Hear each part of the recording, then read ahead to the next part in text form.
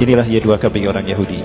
Di mana mereka akan mendirikan singgasana Tuhan mereka? Di mana lagi kalau bukan di Palestina, di Yerusalem.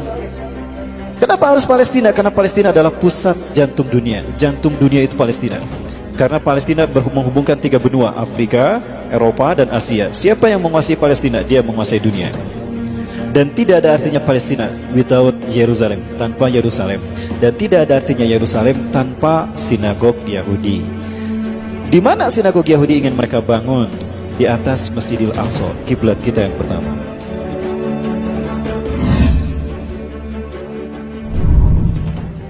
Mereka invisible hand, Zionis Yahudi. Mereka punya agenda besar. Nah, nggak boleh ada yang menghalangi agenda besar ini. Namun agenda besar ini sudah dibuka terang-terangan oleh Donald Trump. Inilah agenda besar, inilah final dari Zionisme internasional. Berdirinya sinagog Yahudi di atas Masjidil Aqsa. Ya, kan itu puncak gerakan Zionis. Zionisme itu adalah kembalinya Zionis Yahudi ke Bukit Zion, kembalinya bangsa Yahudi ke Bukit Zion. Ya. Kenapa harus ke Bukit Zion? Karena the God who's waited, Tuhan yang mereka tunggu-tunggu akan segera turun di Bukit Zion. Karena milenium ketiga ini harusnya singgasana Tuhan berdiri bagi mereka di tanah Syam, Palestina. Tapi sampai sekarang sudah 300 terowongan dibuat, gempa sudah diuji cobakan, kok nggak hancur-hancur tuh Masjidil Aqsa? Mereka tidak tahu kan Masjidil Aqsa ini dihalangi, dijaga oleh para malaikat. Nah, ini endingnya. Nah, agar dunia tidak konsen ke sana, bikin ramai dengan urusan rumah tangga negara masing-masing. Ya, kasus pelecehan Al-Quran lah, penistaan Islam lah, penistaan ulama lah. Sekarang apa lagi? Pembunuhan para ulama. Ya. Saya ingin membahas apa yang dikemukakan oleh Donald Trump. Therefore, I have determined that it is time to officially recognize Jerusalem as the capital of Israel. While previous presidents have made this a major campaign promise, they failed to deliver. Today, I am delivering. I've judged this course of action to be in the best interests of the United States of America and the pursuit of peace between Israel and the Palestinians. This is a long overdue step to advance the peace process and to work towards a lasting agreement. Israel is a sovereign nation with the right, like every other sovereign nation, to determine its own capital. Acknowledging this is a fact is a necessary condition for achieving peace. Inilah arti dari pernyataan Donald Trump. Hikmah yang bisa kita petik, makna yang dikandung dari tersirat pernyataan Donald Trump tadi. Today I recognize that the Jerusalem is the capital of Israel. Maksudnya memberikan izin kepada Benyamin Netanyahu untuk mewujudkan segera apa yang menjadi cita-citanya. Ya, ini cita-citanya Bapak Ibu. הברכה בבית, אבל יצא צריך מגזם, זה ברכה והצלחה. תפלה ולתשיר. באתי לבקש את זה. בכל העניינים. גם הלאומי. מה שהתרמנו לאחרונה, נתפסו כמה עניינים. פתחו כמה. מה שרואה עוד, וגם משהו שעדיין משאיר ליבו. אז הייתה משהו במה ידיעתו. ועושים. הכנראה שהיא מספיק, כאילו שהיום כבר כמה שוד בגיל עדיין ליבו, אבל יש עוד כמה שעות, אבל יש להשתדל גם היום, בבשורות טובות. יש שמחה וטוב ליבו. Sudah banyak kemajuan yang kamu lakukan Benyamin Netanyahu, maka kami pilih lagi jadi Perdana Menteri Israel. Padahal dulu sudah menjadi PM Israel dua periode. Ya, setelah itu diganti oleh Ehud Barak dari Partai Buruh, diganti oleh Ehud Ariel Sharon, lalu diganti oleh Ehud Olmer, kemudian diganti lagi oleh dia. Di antara Perdana Menteri Israel yang progresnya bagus untuk mendirikan singgasana Yahudi, singgasana Tuhan ini Benyamin Netanyahu. Dia bertemu dengan pimpinan Rabi Yahudi Zionis Ashkenazim. Dia berkata banyak kemajuan yang sudah kau raih, tapi ada satu, ya, yang belum berubah. Mesias belum juga datang.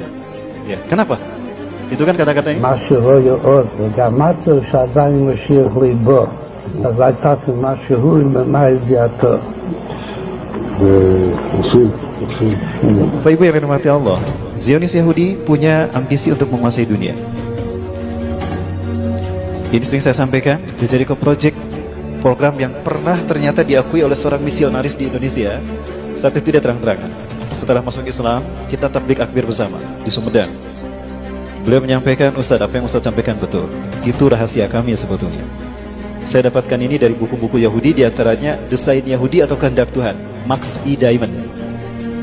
Max E. Diamond itu orang luar negeri, tapi dia benci kepada gerakan Zionis Yahudi. Dia membongkar Zionis Yahudi gerakan seperti apa. Di antaranya dibahas masalah ini. Masehi tidak lebih dari 3.000 tahun. Ya. 3.000 tahun ini mereka bagi menjadi 3 milenium. 1 milenium artinya 1.000 tahun. Hari ini kita berada pada milenium ketiga. Milenium ketiga inilah yang disebut dengan Y2K. Y2K kadang orang mengenalnya sebagai era kebangkitan teknologi, globalisasi, dan informasi. Bukan, itu kamuflase. Y2K syarat perbuatan ideologis. Arti Y2K adalah Year of the Jesus Kingdom bagi orang Kristen. Bagi orang Kristen. Jadi 1000 tahun terakhir sebelum hari kiamat adalah tahun bagi berdirinya kerajaan Yesus Kristus di muka bumi. Maka singgasana Yesus harus sudah ada sebelum tahun 2000 Masehi. Faktanya, Yahudi pun tidak bisa membuat ini. Ya. Bagi orang Yahudi sama. Ya. Dengan pemerintahan pusatnya, agenda-agenda negara di dunia harus sesuai dengan agenda Yahudi. Jika berseberangan, habislah nanti. Indonesia, shadow government-nya juga. Inilah Y2K bagi orang Yahudi. Di mana mereka akan mendirikan singgasana Tuhan mereka? Di mana lagi kalau bukan di Palestina, di Yerusalem. Kenapa harus Palestina? Karena Palestina adalah pusat jantung dunia. Jantung dunia itu Palestina. Karena Palestina menghubungkan 3 benua, Afrika, Eropa, dan Asia. Siapa yang menguasai Palestina? Dia menguasai dunia. Dan tidak ada artinya Palestina without Yerusalem, tanpa Yerusalem. Dan tidak ada artinya Yerusalem tanpa sinagog Yahudi. Di mana sinagog Yahudi ingin mereka bangun? Di atas Masjidil Aqsa, kiblat kita yang pertama. Ingat Bapak sekalian, ini kiblat kita yang pertama. Rasulullah sebelum menghadap ke Mekah, ketika masih berada di Madinah, setelah Isra Mi'raj, Rasulullah SAW menghadap ke sini 16-17 bulan. Setelah turun surat Al-Baqarah 144 menghadap ke Masjidil Haram. Ya, masjid ini menjadi masjid pertama digunakan sholat asar menghadap ke Ka'bah. Tadinya kemana we para sahabat, kaum muslimin yang ada di Palestina sholatnya? Ayo nupa tonggong-tonggong, nupa harup-harup, gitu ya. Ada. Karena kiblatnya, kita mau sholat di situ kemana aja nggak apa-apa. Tapi setelah turunnya surat Al-Baqarah 144 semuanya menghadap ke Ka'bah. Apa yang terjadi? Kalau saya lihat, pernyataan Donald Trump ini artinya memberikan izin kepada Yahudi untuk menghancurkan masjid ini dan mereka ganti dengan sinagog Yahudi. Ini nanti yang akan berdiri, dan ini kesepakatan yang antara Yahudi dengan Amerika bahwa sinagog yang akan dibangun seperti ini. Mereka akan bersambung menyambut Tuhan mereka, Mesias atau Al-Masih, teman-teman sekalian. Kalau ini terjadi dan kita masih hidup, malulah kita di hadapan Allah. Kita mayoritas tidak bisa melindungi kiblat kita yang pertama. Ya, lebih baik kita sudah syahid ketika ini terjadi. Namun apa yang terjadi teman-teman sekalian? Insya Allah mimpi Yahudi ini tidak akan terjadi. Bapak Ibu yang dirahmati Allah, tahun 1947 PBB memutuskan membagi dua Palestina, 56% bagi Israel, 44% bagi Palestina. Maka Palestina yang tadinya mayoritas dikuasai kaum muslimin berubah menjadi dikuasai Israel. Bapak Ibu. Nah, ini Palestina di tahun 1946. Yang warna hijau ini kaum muslimin, yang warna putih ini adalah Israel, Yahudi. Tidak lebih dari 8,5%. Maka 1 tahun setelah PBB menyatakan kalau Palestina dibagi dua untuk Israel dan kaum muslimin, maka warna putih ini Israel.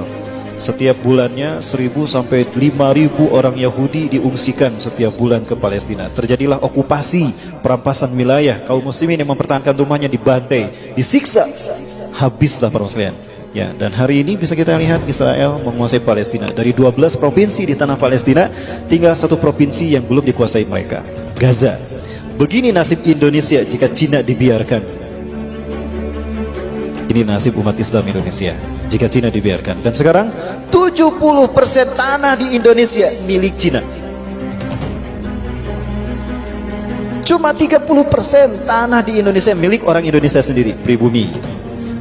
Saya ingat kepada hadis Rasulullah SAW, la taqumu sa'atu hatta tuqatila qauman. Kiamat tidak akan terjadi sehingga kalian berperang dengan satu bangsa. Ni'aluhumus sya'ar, sendal-sendal mereka terbuat dari bulu. Wala taqumu sa'atu, dan tidak akan terjadi kiamat hatta tuqatilu qauman sigaral ayun, mata mereka sipit. Juluduhum ahmar, kulit mereka merah. Zungfal unuf, beda irungnya. Wa wujuhum kambanjanil mutraqah, wajah mereka bulat seperti tameng yang terpotong. Kira-kira bangsa mana? Merinding Bapak Ibu, kiamat sudah dekat. Allahu Akbar.